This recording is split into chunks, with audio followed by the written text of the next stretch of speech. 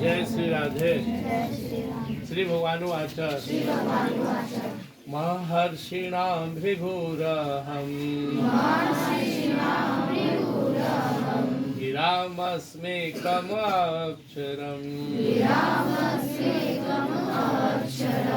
यज्ञानां जपयगोऽस्मि अस्थावराणां हिमालयः महर्षीणां भृगुरहं गिरामस्मेकमक्षरम्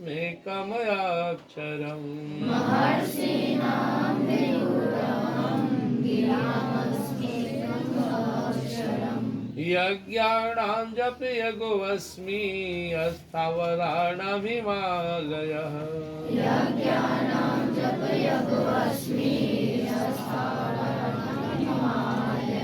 10वां अध्याय का 25वां श्लोक है। टॉपिक चल रहा है, अर्जुन ने पूछा भगवान से मैं आपको कहाँ कहाँ अनुभव करूँ, कहाँ कहाँ देखो।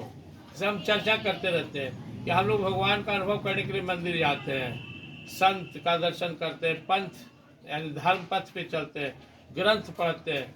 That is related to our God. We take shelter by all our resources. सब साधनों का हम लोग अपने जीवन में प्रयोग करते हैं जो भगवान तक ले जाए। किसी को दिल्ली जाना है तो उसे विभिन्न मार्गों से गुजरना पड़ेगा, सहारा लेना पड़ेगा। तो भगवान तक जाने का संसार में 4 सपोर्टिंग है, अच्छा सपोर्टिंग है। एक तो स्वयं भगवान का सुंदर विग्रह, दूसरा भगवान का लीला, जो भगवान यहाँ लीला किए वो सब भगवान का लीला, कृष्ण लीला तुम सुनते पढ़ते हो। तीसरा भगवान के भक्त और संत, और चौथा भगवान का धाम। ये 4 हमें सपोर्ट करता है। इसे एक अच्छा स्टूडेंट के लिए 4 सपोर्टिंग है। पहला स्कूल, दूसरा टीचर, तीसरा अच्छे उसके पाठ्य पुस्तक, और चौथा फिर उसका मेहनत अध्ययन। तो हम सब के लिए these are supporting in our worship to achieve our God. भगवान कई रूप बताए, आज बता रहे महर्षि नाम भृगुरहम्। भृगु जी महर्षि थे, एक ऋषि होते हैं जो रिसर्च कर रहे, साधन कर रहे भी, और सिद्ध हो गए तो महर्षि हो गए। उससे भी आगे बढ़ गए तो ब्रह्मर्षि हो गए, ब्रह्म को प्राप्त कर लिए। उससे भी देवतुल्य हो गए तो देवर्षि हो गए। सब बोलते आईए, BA, MA ऐसी डिग्री है। तो महर्षि राम जो महर्षियों में भी महान हो। भगवान बोले मैं महर्षियों में भृगु ऋषि हूँ। भृगु ऋषि के बारे में हम लोग कथा सुने थे, शास्त्र में पढ़े थे कि एक बार सब ऋषि मुनि बैठे कि हम लोग भगवान को देखे कौन भगवान ज्यादा सहनशील है।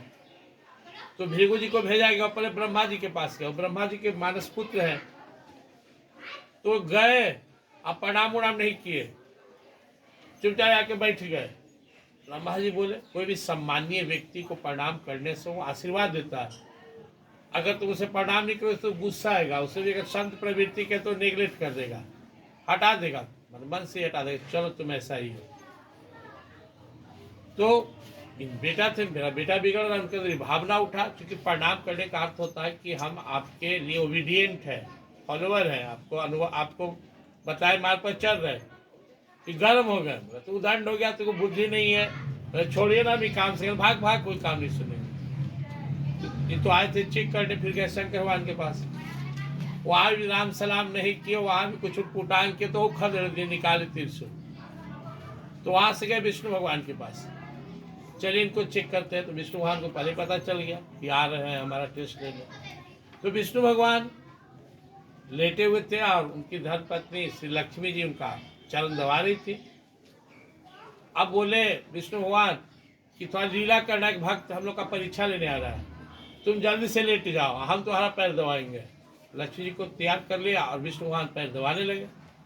इतने में वहां पे भृगु ऋषि आए, प्रणाम उनाम के कुछ बोले, देखे कहा कि, लेकिन कुछ मगन एकदम झुम झुम के पैर दबा रहे, कह रहे वाह तुमसे बढ़कर दुनिया मेरा कोई नहीं है। एकदम जिसे सांसारिक पति करता है ना, वैसे एकदम वाह तो कितनी सुंदर है, तो प्यारी है, इस तरह से।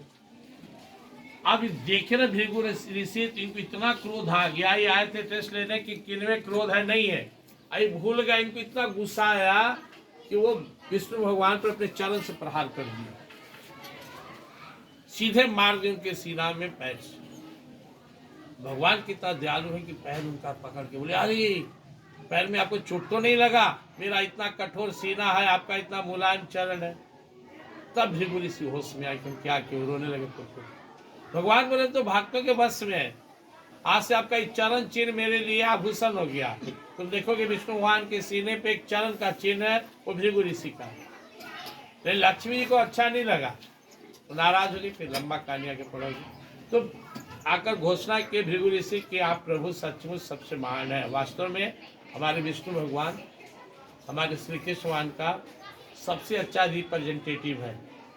अनंत ब्रह्मांड है, अनंत ब्रह्मा विष्णु है, ऐसे विष्णु भगवान जो होते हैं ना, वो हमारे भगवान श्री कृष्ण के सबसे बड़ा प्रतिनिधि है। और क्या बोले, गिराम अस्मेकम अक्षरम, एक अक्षर जो सर्वशक्तिमान है, दुनिया में सबसे पावरफुल एक शब्द है, वो शब्द ओम है। भगवान बोले मैं ओम हूँ, एक शब्द हूँ, लेकिन मेरी पूरी शक्ति ओम में निहित है। इसलिए जब हम ओम का उच्चारण करते हैं, ओम का ध्यान करते हैं, तो अपने अंदर ऊर्जा महसूस करते हैं। ओम के अंदर दिव्य शक्तियां हैं, दिव्य प्रकाश है, दिव्य आवाज हो रहा है उसके अंदर, नाद ब्रह्म है उसके अंदर। तो हम सबको ओम का कुछ देर प्रैक्टिस करना चाहिए, ओम का उच्चारण करना चाहिए। यज्ञाणाम जप यज्ञ अस्मि, अपने यहाँ बहुत सारे यज्ञ हैं, अश्वमेध यज्ञ, राष्ट्रीय यज्ञ, सचंडी यज्ञ, नवा यज्ञ, वाजपेयी, बहुत सारे यज्ञ हैं। यज्ञ सबको करना चाहिए, लेकिन क्या आज के युग में, खासकर इस कलयुग में सबसे यज्ञ संभव है? पहले उपवास करो, फिर उसके बाद सामग्री जुटाओ, विद्वान ऋत्विक खोज के लाओ।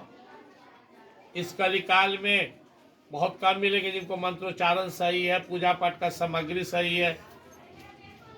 लेकिन एक ऐसा यज्ञ है जो हर कोई कर सकता है, हर समय कर सकता है, और भगवान उस यज्ञ को सर्वश्रेष्ठ बता दिया। बोले सर्वश्रेष्ठ यज्ञ कौन है? जो मेरा स्वरूप है। यज्ञाणाम जप यज्ञो अस्मि, भगवान का नाम जपना यह सबसे बड़ा यज्ञ है, और ये कभी भी हो सकता है। बैठे बैठे दो बार भगवान को याद कर, हे प्रभु, हे मेरे श्री कृष्ण, हे नाथ, हो गया याद, यज्ञ कर लो। जब भी मौका मिलो भगवान का नाम जपना शुरू कर दो। घर में रहो तो माला भी रख सकते, उठाया 5 माला खटखटा दिए। कब? जो समय फालतू बच गया, जिस फालतू समय में तुम टीवी मोबाइल के चक्कर में हो, टीवी के चक्कर में जाकर माथा खराब करेगा, मोबाइल गड़बड़ाएगा, कुछ जरूरी चीज है तो ठीक है, नहीं तो छोड़ दो। यदि जाप करोगे तो भगवान का प्रिय हो जाओगे। ये जब भगवान का नाम लेते हैं, जब बोलते हैं हे गोविंद, हे श्री कृष्ण, तो देखते मुझे कौन याद कर रहा है, उनको प्यार आता है कि हाँ ये हमको स्मरण करता है। जाप का इतना वैल्यू है कि आगे तुम पहले ही सुन चुका है, 8वां अध्याय का 14वां श्लोक भगवान बोले हैं, अनन्य चेता सत्यम योमाम स्मृति नित्य सह तस्याहम सुलभ पार्थ नित्युक्तस्य योगिना। और कोई अनन्य भाव से मुझसे प्रेम करते हो, हमेशा मेरा नाम जपते रहे, तो हमको ऐसी दर्शन दे देंगे। आप कोई साधन करने की जरूरत नहीं, कुछ भी ना करे, खाली जाप करे तो दर्शन दे देंगे। कितना बड़ा बात बोल दी हो। तो सबसे बड़ा यज्ञ है नाम जपना। लेकिन देखोगे तुम, लोग बैठा रहता है, झूठ सच बतियाता है, दसर भगवान का नाम नहीं लेता। भगवान ने 10 किलो का सिर भारी बना दिया, आदमी न चाहते रहता है कौन आ रहा जा रहा है। 10 ग्राम का जीव नहीं लाएगा, राम राम नहीं करेगा, अपना भगवान का नाम नहीं। तो नाम जपना यही सबसे बड़ा यज्ञ है। और स्थावरा नाम हिमालय, जो स्थिर रहने वाला है, वो हिमालय को भगवान ने अपना स्वरूप बताया। और आज के डेट में देखोगे तो हम खासकर हम सनातन धर्मियों का, सनातन धर्म मानने वाले का जितना उत्तम सर्वोत्तम धाम है सब हिमालय में। और वो 4 धाम की यात्रा में गए थे। यमुनोत्री हिमालय में है जहाँ से जमुना माता निकली है, गंगोत्री हिमालय में जहाँ से गंगा माता निकली है, केदारनाथ भी हिमालय में है, और बद्रीनाथ भी। तो वो पवित्र धाम है, जीवन में अवसर मिले तो जाना चाहिए।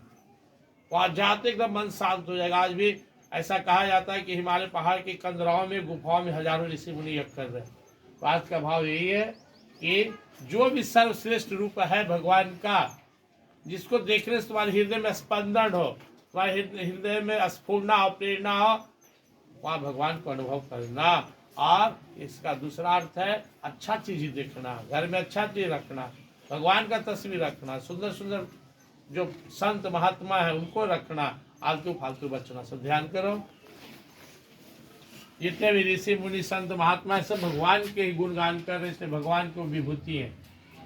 ओम पावन शब्द है, हर काम ओम का नाम लेते शुद्ध हो जाता है, यज्ञ हो जाता है। जब भी पढ़ने बैठे 2-4 बार ओम का नाम ले लिए, और जब सबसे बड़ा यज्ञ है। दिन में फुर्सत नहीं मिला, शाम में पैर हाथ धो के 5 मिनट जाप कर लिए, रात्रि में सोने जा रहे जाप किए, खाना खा रहे भगवान का नाम ले रहे हैं, कहीं बैठे हुए गप सप करो वहाँ भगवान के महिमा नाम ले रहे हैं। तो भगवान का नाम इतना पावन है कि हम कभी भी ले सकते हैं और लाभ ही लाभ है। तो भगवान इसको अपना स्वरूप बताया। जय श्री कृष्ण।